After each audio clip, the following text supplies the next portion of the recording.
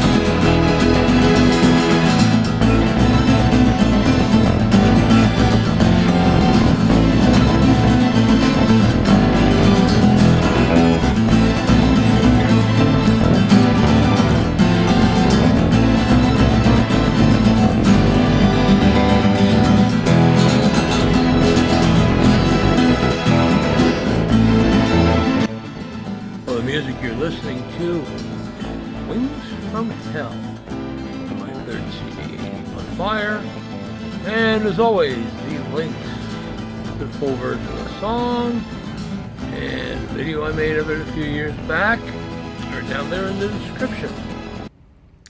In today's video, we're going to take a look at some rare and collectible and working old tools that have recently passed through the shop.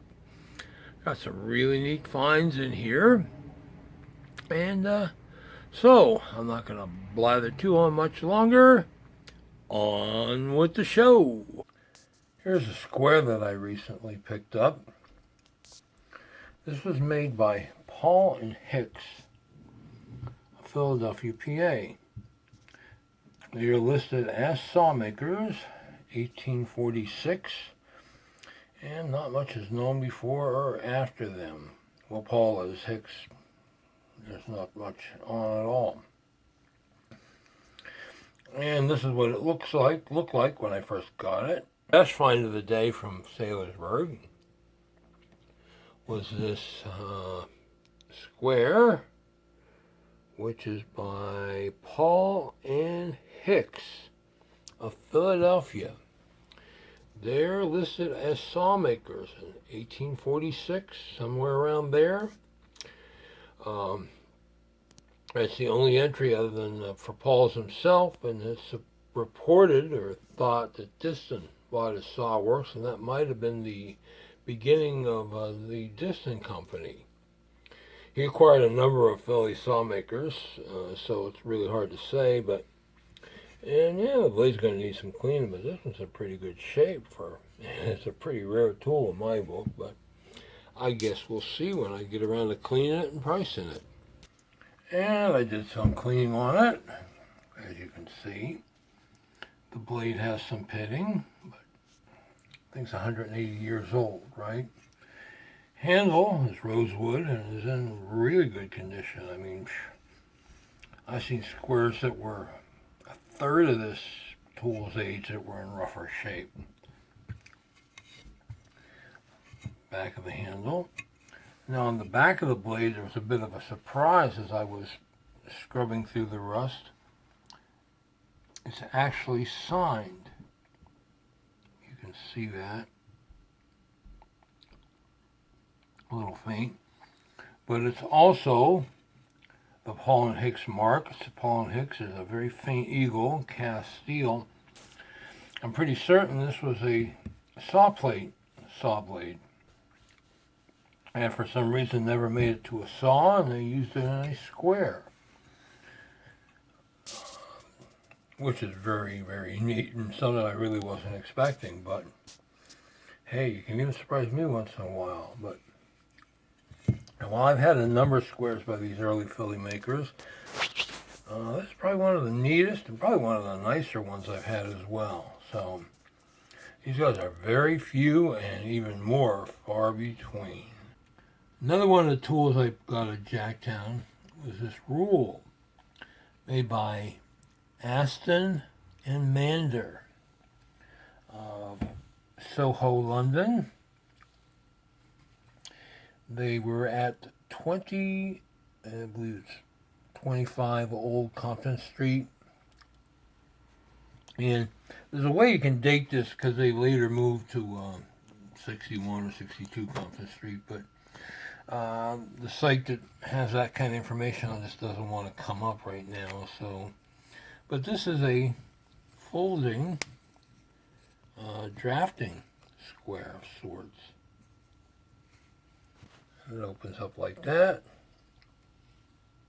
It's interesting because these rulings are in 16ths of an inch, but I don't quite get the scaling. It's not really what you see with inches, but it is an inch rule. And I didn't clean this guy at all. Original patina and all that good stuff. I mean, it is boxwood and brass. It does have an old repair on the back. That's what these two little pins here are for. Back's got this plate that was soldered on and was pinned on, but because one leg had cracked. But it's well done and it's solid. So, and again, this is not your run-of-the-mill rule by any stretch. And if by the time I get this video up and running, I get more information on this maker and give you some better dates, I will. So, but again, it's another very collectible and very uncommon tool. One of the tools I recently acquired on my recent visit to Jacktown was this block knife, or a clogmaker's knife. This was made by Charles Hammond of Boston at the time. And I've talked about Hammond before in some of my hammer videos. But he was born in 1805, and his parents then moved to the Shaker community at Harvard, Mass. In 1809, which he left in 1824 and set up shop making tools in Boston.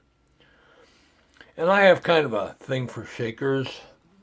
I studied them rather extensively a number of years ago. I've got lots and lots of books. I mean, every big table book that came out about Shakers I think I have, and on their furniture and their lives, and I have the whole measured drawing series. I forget the name of the gentleman that was making them, but anyways, it is a bit of an interest of mine, and someone like this that came out of the Shaker community makes it even more interesting.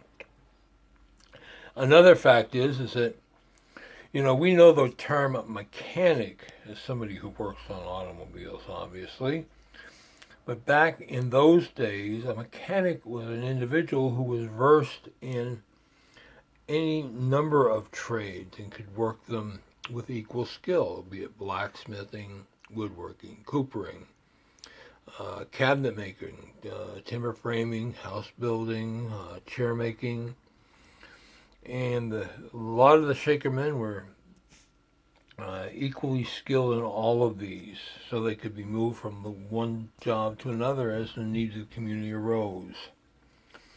But anyways, this, by the way, is a very rare piece. I suspect it is a one-of-a-kind. Hammond mostly made hammers, at least from what I can find. Very few of his Boston tools have survived. I've had one, maybe two of his hammers over the years. I had a lot of Philadelphia stuff. I still have the one out on my bench that I use, although it's currently buried. My small cross peen hammer that I've been had for a number of years as a Hammond. And but a piece like this just does not show up very often.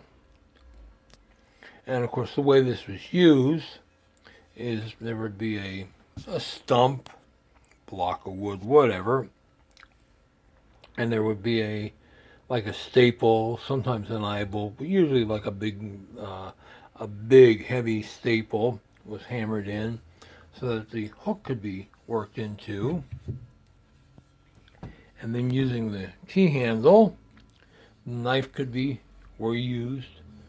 moved around to shape the stock like that. And I don't want to be chopping my bags up here, my old feed sacks, but that's how it worked. And the handle on this is original as far as I can tell. I have a little chipping on the other side. Might have loosened up at some point, been retightened, but that's definitely looks to be original to my eye. And this was in not too bad a shape. I mean, it does have some pitting. A guy got it off of, I guess, had done some cleaning, or somebody done some cleaning on it, and I just took off a little more of the recent rust on it. But handle's on solid, and I mean, you know, the guy that's buying it, yes, it is sold. I know he's going to be using it. He's an 18th century reenactor. So, anyways, this is just one really nice and great collectible tool. One of the YouTube channels that I do enjoy watching is this one called Food Around the World. This is filmed over in a remote section of Ukraine, up in, I believe, the Ural Mountains. Fortunately, away from most of the fighting and devastation that's going on. And it's about a young gal, for the most part, who does a lot of very, very, I hate to say primitive, but it is kind of a early type of cooking. She does have a gas stove there, but she also does a lot of cooking on a wood-fired stove, a somewhat primitive wood-fired stove with a beehive oven. And there's no captions, no, you know, sometimes you got to figure out ingredients and stuff like that, but it's pretty easy to see what she's doing with a lot of the foods. It's a slower pace, but sometimes that's okay. And a lot of scenes of her farm life, and I guess her grandmother's there too, and sometimes other members of her family. But hey, I enjoy it, and you might too. And if you don't, well, you can always go watch those stupid monkey videos that my wife seems to be addicted to.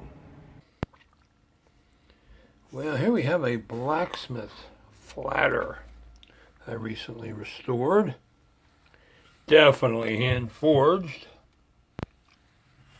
And same techniques I use with the hammers, buzz off the head and wipe the handle down with stripper and some wax overall. Now the face on this guy is kind of nicked up, cut marks, whatever. His last tour of duty obviously wasn't in a blacksmithing shop, but I did run a file over this and some sandpaper, but it's going to take a little more firepower than I have here to get this guy right. Somebody with a surface grinder will get it, yeah, pretty decent. But it's a different form. You know, you normally see these guys, usually they got the bigger heads and smaller, you know, striking end, but not everybody used the same set of blueprints when they were making them.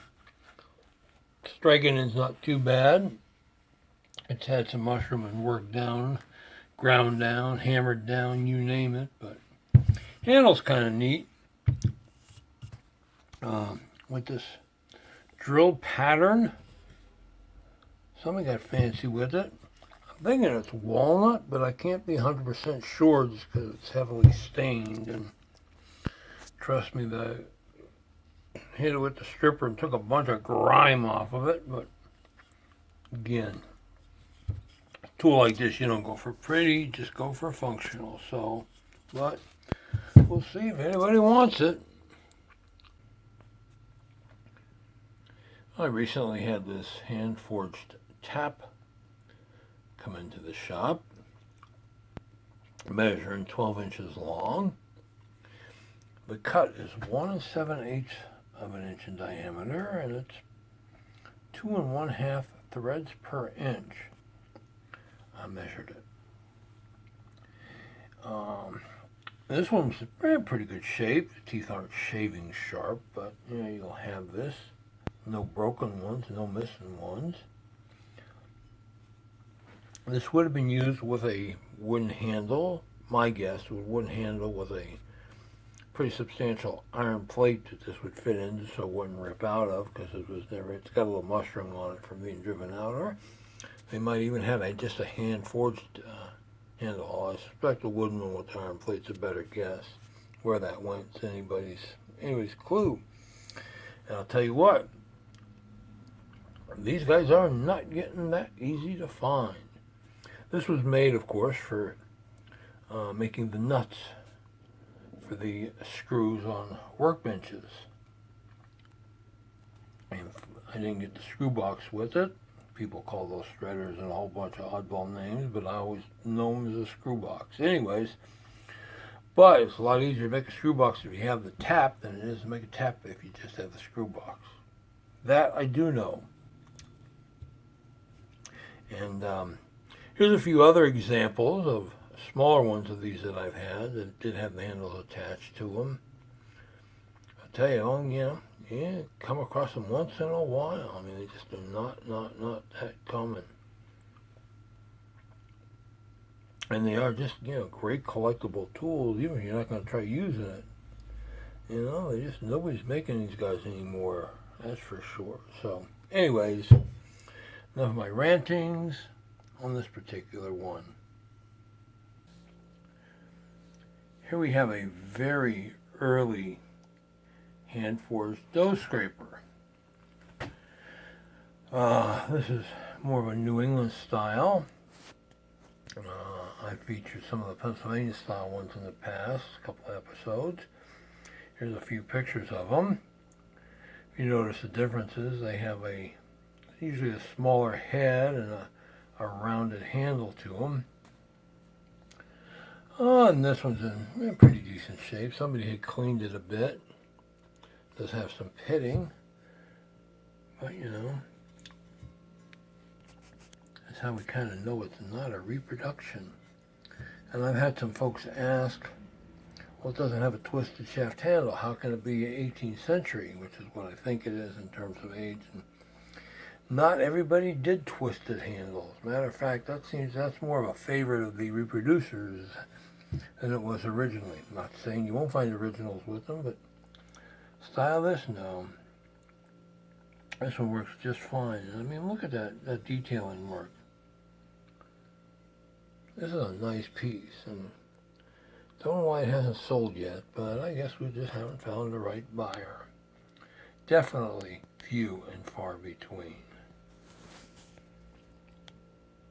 Oh, and while we're talking about dough scrapers, and I don't have a picture of them, but dough bowls, the big wooden dough bowls, you need to be careful with those, because while there are original American ones out there, and if you have some legitimate provenance for them, okay, go for it, but there are a ton of those brought over 20, 25 years ago from China. They look very much like the original American ones, except that the insides are a little more roughly hewn.